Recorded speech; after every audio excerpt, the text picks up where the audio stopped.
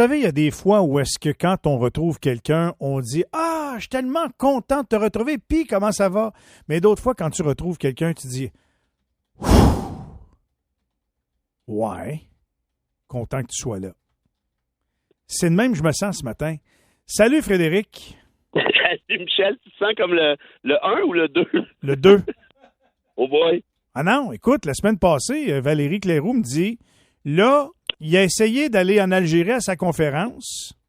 Là, il est à l'aéroport, plus de cellulaire, plus d'ordinateur.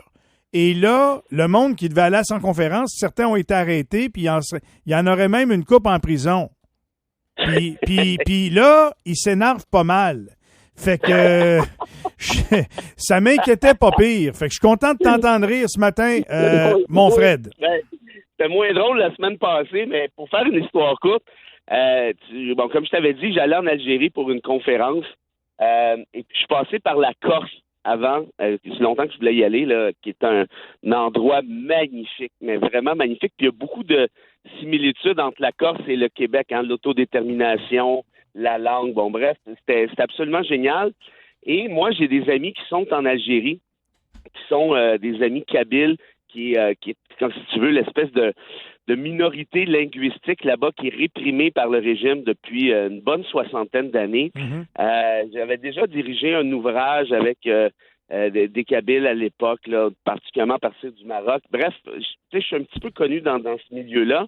C'est pour ça que ça me faisait notamment plaisir enfin de pouvoir aller en Algérie puis de pouvoir faire un reportage sur mon bon vieux Albert Camus, avec qui je te casse les oreilles fréquemment. Oui, sauf que là, en Algérie, avant de partir, tu aurais dû vérifier sur les sites des différentes... entre autres, celui du gouvernement canadien, parce que moi, une fois que tu es parti, je l'ai fait. Et le gouvernement du Canada ne vous recommande, mais absolument pas, en raison d'attentats terroristes nombreux en Algérie, n'allez pas là. C'est ce qu'il dit.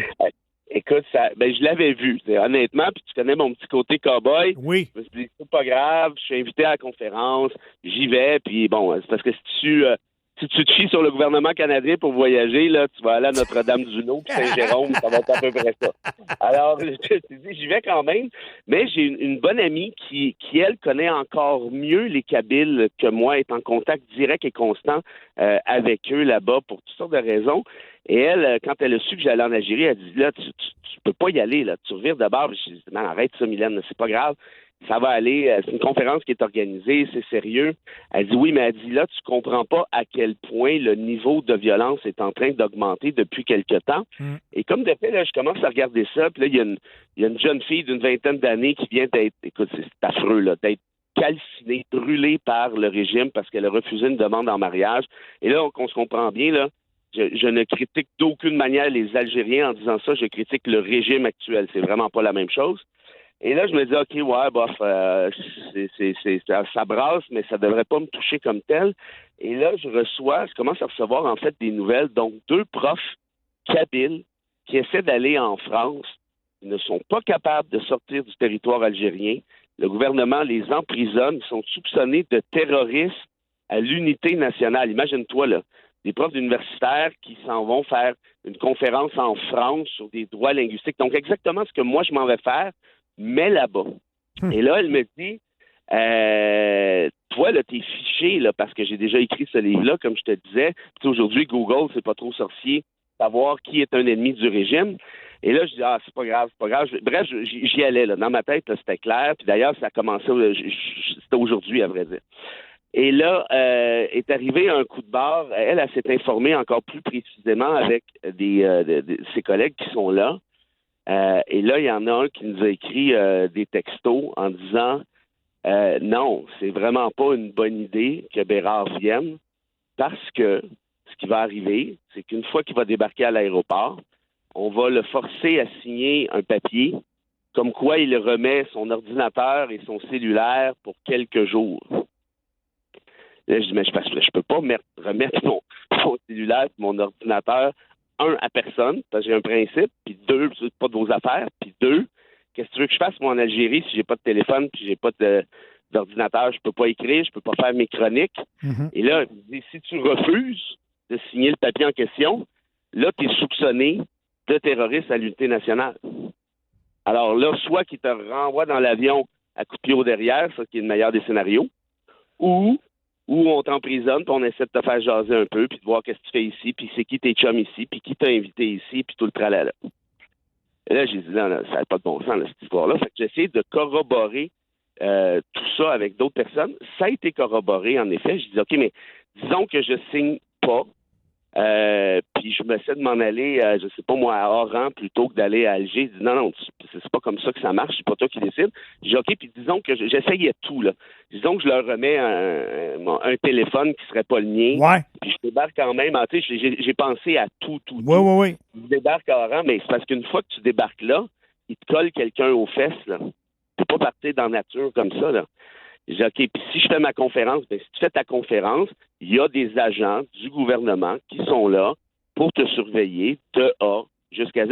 Tu sais, je l'avais fait ça à Guantanamo. Je sais un petit peu c'est quoi la dynamique, mais c'est drôle, la dynamique avec les Américains, elle me fait moins peur qu'avec certains intégristes. Je te comprends pas pire, oui. Effectivement. Ouais, fait que ça a fini comment l'histoire? T'es-tu allé ou pas? Ben, ça finit que là, j'ai parlé à mon agence, parce que j'ai une agence qui me book ces affaires-là, puis mon agence m'a dit, tu t'en reviens immédiatement. Je n'ai jamais eu d'ascendant sur toi, mais là, j'en prends. Et puis, pour la première fois de ta vie, tu vas écouter quelqu'un, puis c'est-à-dire moi, tu t'en viens, ton billet est acheté, puis ciao, puis bye. Pic.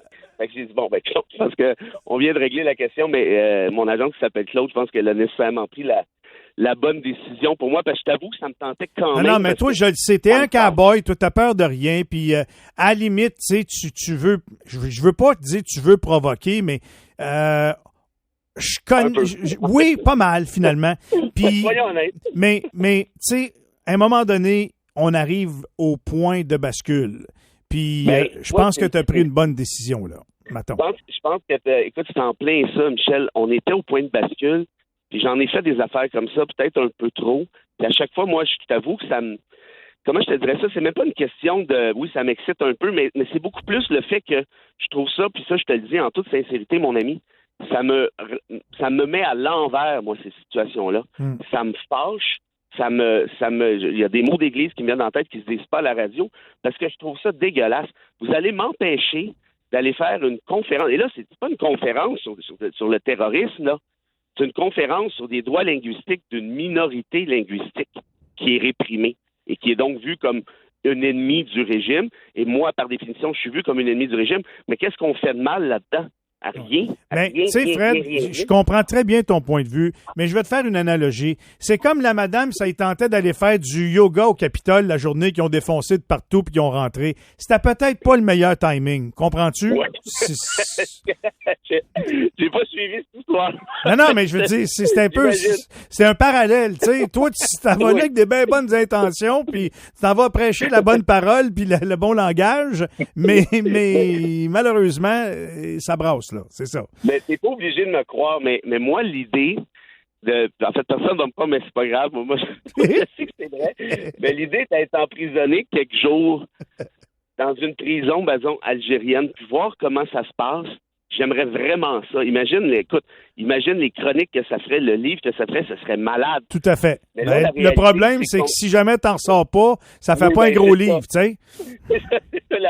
Ça va aller vite pas mal, là. Ça sera pas bien long. Mais bref, tout ça pour dire d'ailleurs, avant la semaine prochaine, on va faire une entrevue, toi et moi, mais pas en ondes. Juste ton entrevue post-mortem. Tu comprends-tu? Fait que comme ça, la journée qui va t'arriver une débâcle là quelque part, on va pouvoir passer ça, m'a dire, pauvre Fred, voici l'entrevue sur sa vie qui nous laisse en héritage. Tu comprends? Écoute, tout ce que tu penses qui est nécessaire, mon ami, ça doit bien ça sera mon petit héritage. Il n'y a pas grand-chose à part des dettes, fait que tu penses pas ce que tu pourras. Mais sans face, sérieux, Michel, moi, je suis vraiment, là, on en rit, mais je suis vraiment déboussolé de ça parce que ce qui se passe en Algérie, il se passe la même chose, peut-être un petit peu moins grave actuellement en Tunisie. Au Mali, les attentats terroristes, c'est dans le tapis. Le gouvernement est ni queue ni tête au moment où on se parle. J'ai essayé de rentrer en Iran. Oublie ça, c'est impossible de rentrer en Iran. C'est juste impossible comme journaliste, ça se peut pas. On n'a même plus de service consulaire canadien là-bas. Là, tu regardes ça et tu dis...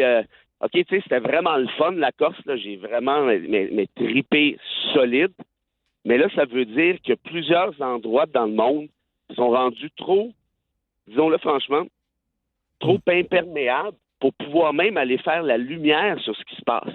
Et puis moi, les informateurs me disaient, tu sais, les Kabyles, les organisateurs Kabyles, ils veulent vraiment que Bérard tue Vial, parce que pour eux, c'est de dire, regardez, on a quelqu'un de l'extérieur de l'Algérie qui prend notre part. Puis là, tu sais, j'étais pas tout seul là-dedans, il y en a d'autres, c'est la même chose. Parce que là, eux autres sont plus isolés que jamais. Imagine-toi si des gars comme moi peuvent même plus aller leur prêter main forte dans une petite conférence. Écoute, c'est dans les universités, là, tout le monde s'en fout, là, c'est pas le Centre Bell, là.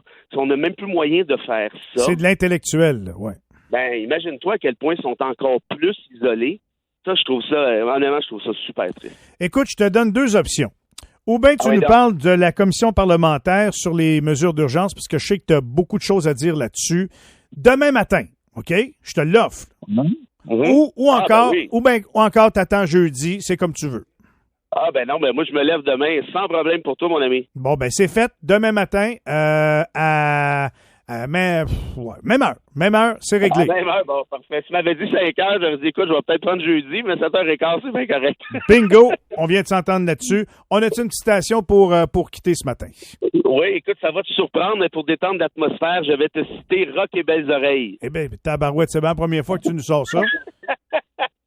Rock et Belles Oreilles disait que l'important, c'est de ne pas être pris entre l'arabe et le corse.